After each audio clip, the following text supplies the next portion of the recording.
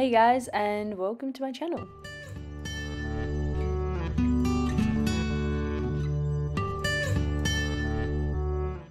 So I've just shown you a few photos of some bread that I've made. I've been making bread now for around about 1 year. This is whole grain bread.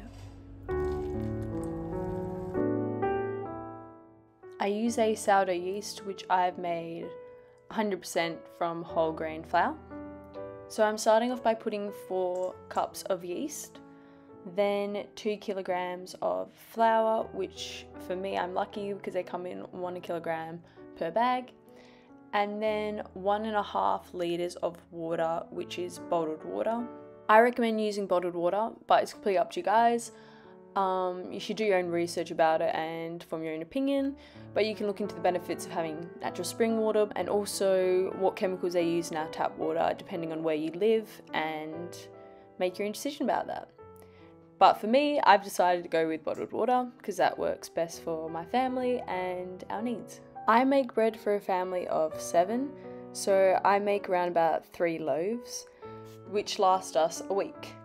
It might sound a lot to make 3 loaves for a family of 7, but because we make sandwiches, we have toast in the morning, and we use it throughout the day with our main meals, we get through it quite quickly. It normally doesn't last past 5 days. It's already eaten in my family, so I haven't had any problems with it molding. If you do keep it above 1 week, you may see problems with it starting to mold depending on how you've stored it, so you've got to make sure that you store it correctly.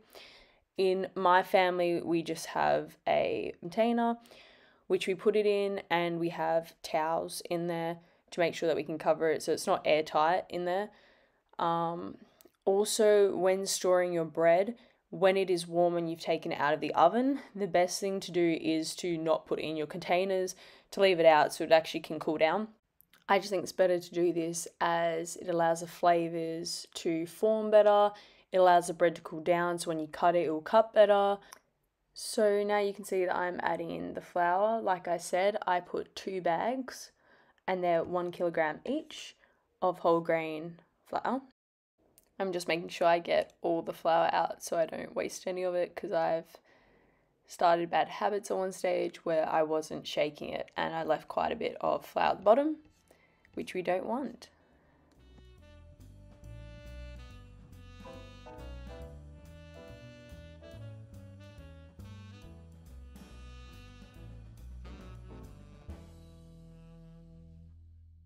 So now I'm just going to make a bit of room for the water.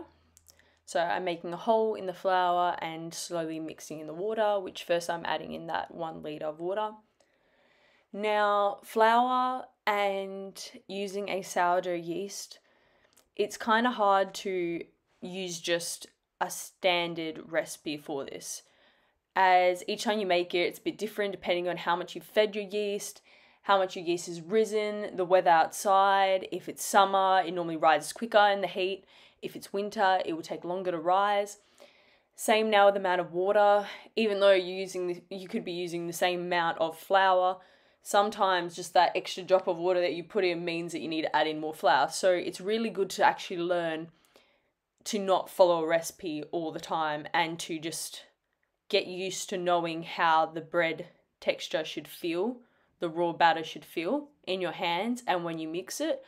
And that's what I've started doing, and a lot of people, I guess, do out of convenience, is that once you made bread quite a few times using a recipe and getting to know how it works, then eventually you don't need a recipe, and each time you make it, it is practically the same because you know exactly what to look for and you know how it should feel and how long it takes around about to rise and how much kneading it needs. I know a lot of people say 5-10 minutes to knead it. I really just give it whatever I feel it needs. In this case, it's just a quick recipe of a quick whole grain bread. It's nothing really special because I make it once a week. Sometimes I used to make it twice a week. It's just something quick I can make in a couple minutes, maybe 20 minutes all up. And my family really loves it and enjoys it. So I think it's definitely worth it. Obviously, there's so many other different types of breads you can make, but this one I found has been really good for dipping into soups, making toast, making sandwiches. It's really nice and fluffy. And I guess that's the fun of making bread, is that each time you make it, you can actually experiment And once you learn how to use the yeast and how long your bread needs to rise, and you learn about moisture levels, then you actually can just experiment, have a lot of fun with it. My bread doesn't have a lot of moisture in it, and that is why when I cook it, I will show you later on as well, that I actually fill up a tin pan that I put in at the bottom, which has water in it to increase the moisture level when I cook the bread.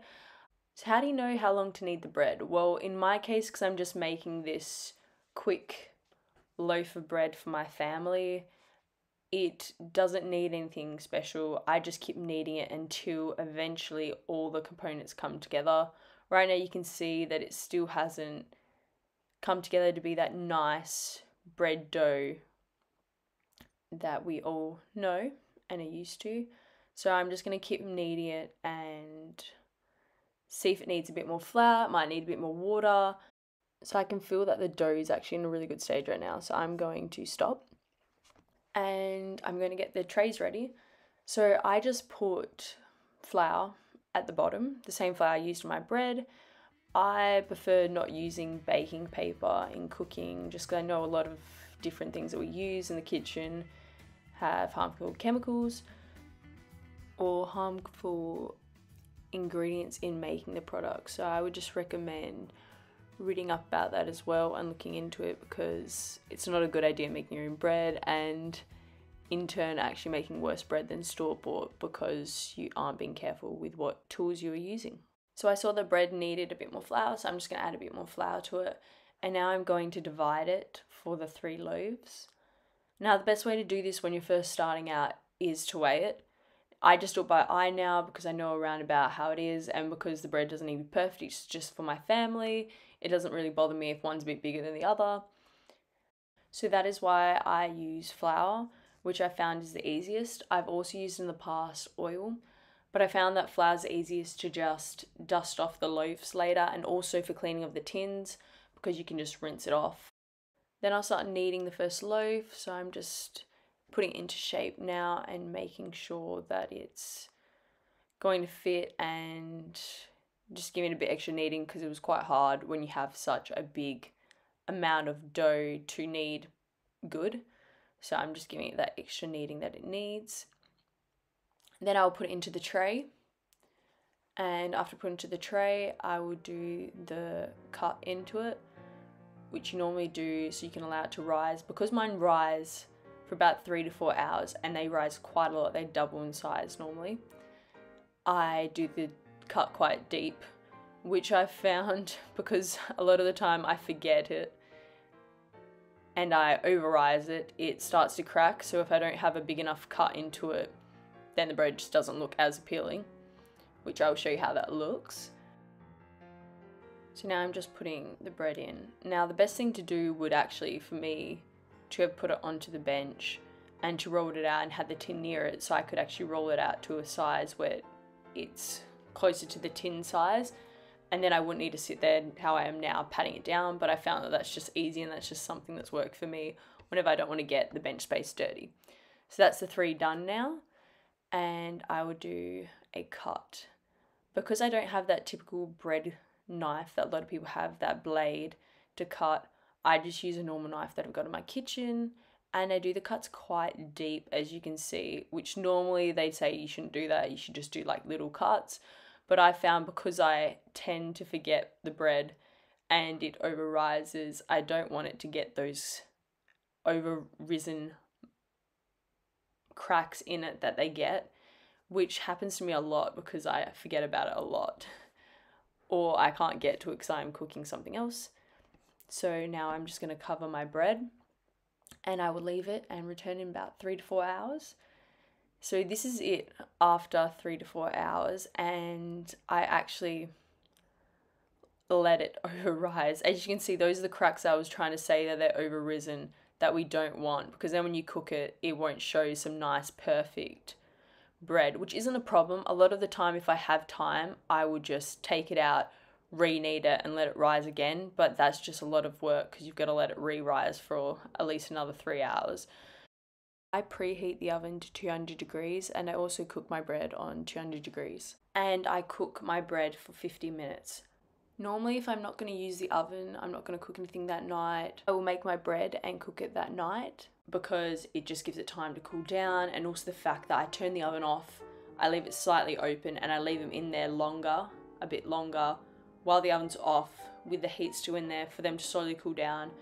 That just helps me because if I've misjudged something and it didn't cook right, keeping it in there still warm, it's still cooking slowly, and that just helps most of the time for the bread to actually have cooked properly through, which sometimes is a problem, sometimes not.